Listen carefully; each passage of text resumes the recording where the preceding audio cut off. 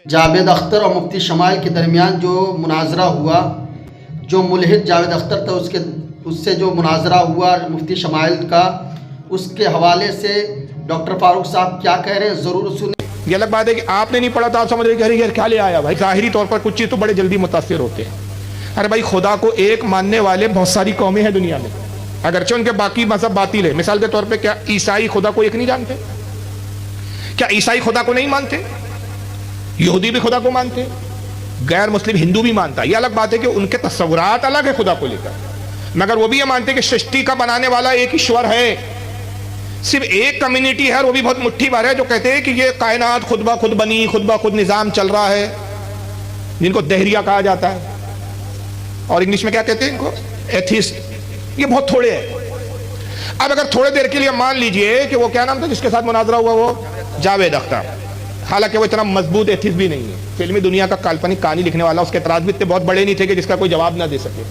وہ جتنے اعتراض ہیں اس کے تمام جوابات ہمارے بزرگان دین پہلی کتابوں میں لکھ چکے ہیں۔ یہ الگ بات ہے کہ آپ نے نہیں پڑھا تو آپ سمجھ رہے کہ ارے کیا لے آیا بھائی۔ عقائد شرح نصفیہ پڑھ لیجیے، آپ الفقہ الاکبر پڑھ لیجیے، ملا علی قاری کی شرح فقہ الاکبر پڑھ لیجیے، امام طحاوی کی عقیدۃ الطحاویہ پڑھ لیجیے۔ یہ سارے جوابات ہمارے بزرگان دین پہلے لکھ چکے ہیں، مگر مسئلہ یہ ہے کہ یا تو زیادہ تر کتابیں عربی میں ہیں، عوام کے ہاتھوں میں نہیں ہیں، ترجمے بھی کچھ کتابیں آئے تو عوام پڑھتی نہیں ہیں۔ تھوڑے دیر کے لیے اگر آپ یہ مان لیں کہ اگر جاوید اختر کے سامنے کوئی کرسچن بیٹھ جاتا، بھئی کرسچن بھی خدا کو مانتا ہے کہ خدا کائنات کا پیدا کرنے والا چلانے والا ہے، اور وہ عقلی دلائل سے وہ لاجیکل جاوید اختر کو لاجواب کر دیتا، تو کیا معاذ اللہ عیسائیت سے متاثر ہو جاتے؟ آپ اس کے گن گانے لگتے؟ نہیں صاحب، عیسائیوں سے ہمارے ایک خدا ہونے اور خدا کے وجود پر اختلاف نہیں ہے، عیسیٰ مسیح کے خدا کا بیٹا کہنے پر اختلاف ہے۔ یہودیوں سے ہمارا خدا کو لے کر اختلاف نہیں ہے، اللہ کو لے کر اختلاف نہیں ہے۔ یہودیوں سے ہمارا اختلاف اس بنیاد پر ہے کہ نعوذ باللہ یہودی کہتے ہیں کہ خالق دو ہے، ایک خالق خیر، ایک خالق شر۔ عزیر علیہ السلام خدا کے بیٹے ہیں، عیسائیوں نے عیسیٰ مسیح کو خدا کا بیٹا کہا، اور یہ یہودیوں نے نعوذ باللہ عزیر کو کہا۔ یہ اختلاف ہے۔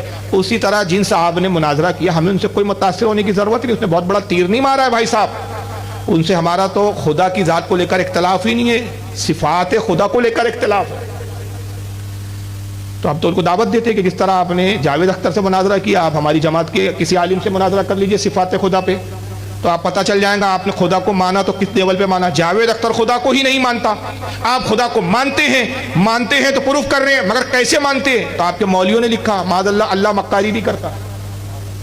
تقویۃ الایمان میں لکھا، اسماعیل جان فتاوی رشیدیہ میں لکھا ان کے مولوی نے، اللہ جھوٹ بول سکتا ہے۔ تو یہ کون سی صفاتیں مانی آپ نے؟